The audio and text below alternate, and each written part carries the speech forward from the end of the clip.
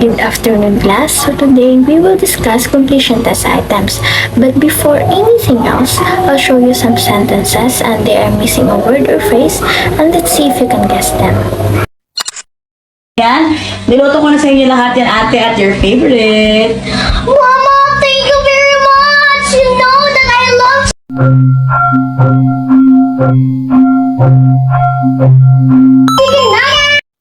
Di mapigilang mag-isip na baka sa tagal mahulog ang loob mo sa iba.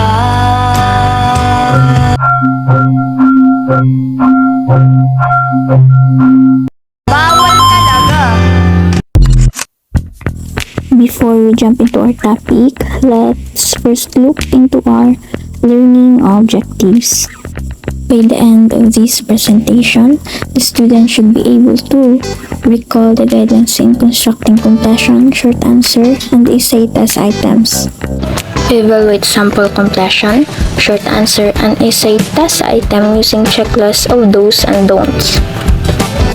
Construct completion, short answer, and restricted essay items that follow the principle of high-quality assessment. A completion test is like a sentence with a missing piece, and your job is to fill it in with the right word. That's why it is also called fill in the blank. And what makes it different is you can't guess the answer. You really have to remember it. And also a test how well you recall facts and lesson, not just what you recognize. It is also quick to answer, madaling i-check, and it helps teachers to see how deeply you understand the lesson.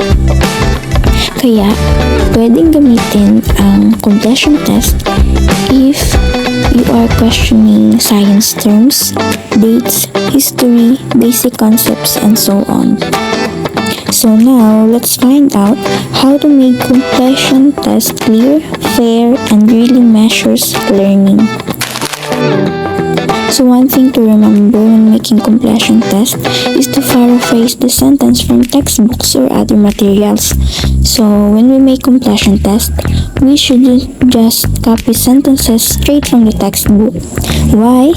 Because students might only memorize them instead of understanding the concept.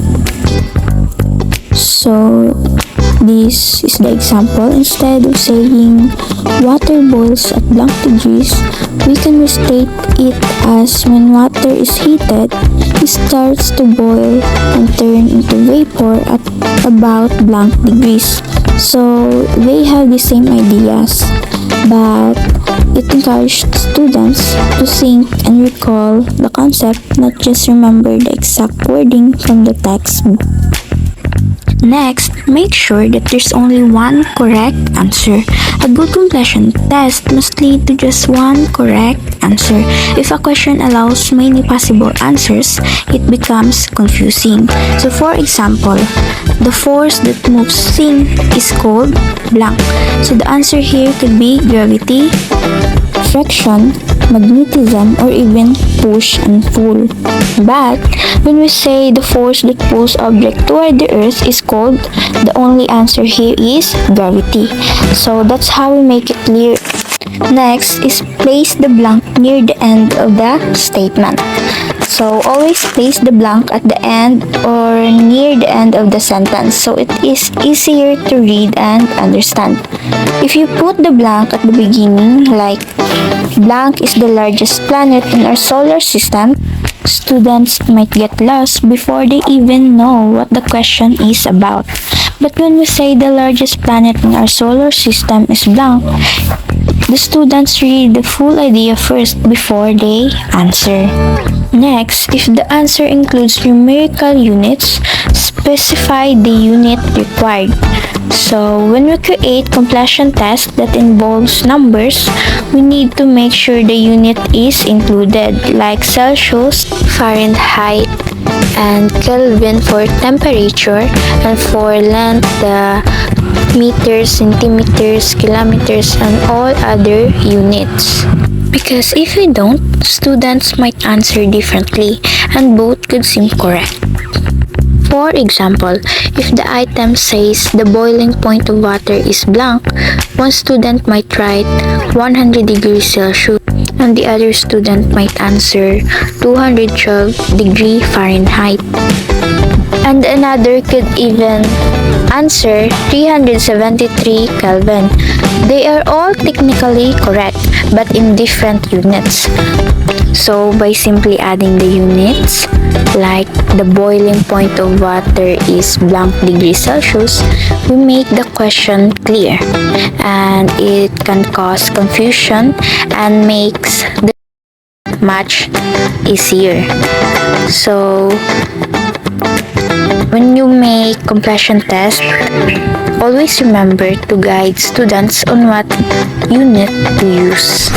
So next, require a single word or brief, definite answer. So when writing completion questions, we should keep the expected answer short and clear, usually just one word.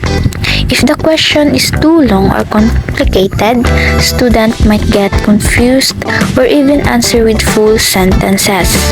For example, the organ in the body that is responsible for pumping blood throughout the entire body is too wordy.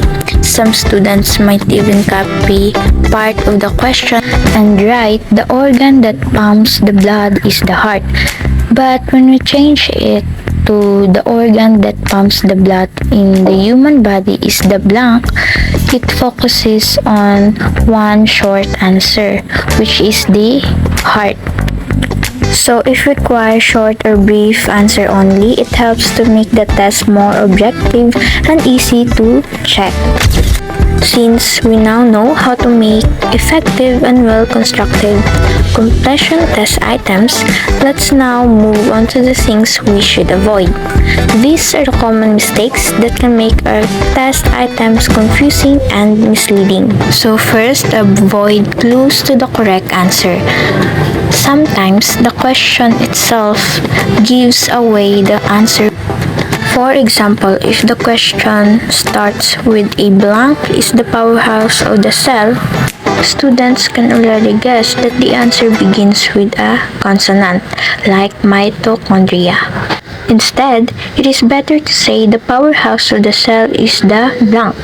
This way, there are no hints or clues. So this means that the students must truly understand the lesson to answer correctly. Next is don't remove too many elements. Another common mistake is removing too many parts of the sentence. For an instance, if the question looks like this, the blank of blank is blank, students might get confused because they don't know what the question is asking. It's much better to keep the sentence clear and complete enough to guide the students. For example, the process of photosynthesis produces blank. So as you can see, this question makes sense and still tests understanding without making students guess what is missing.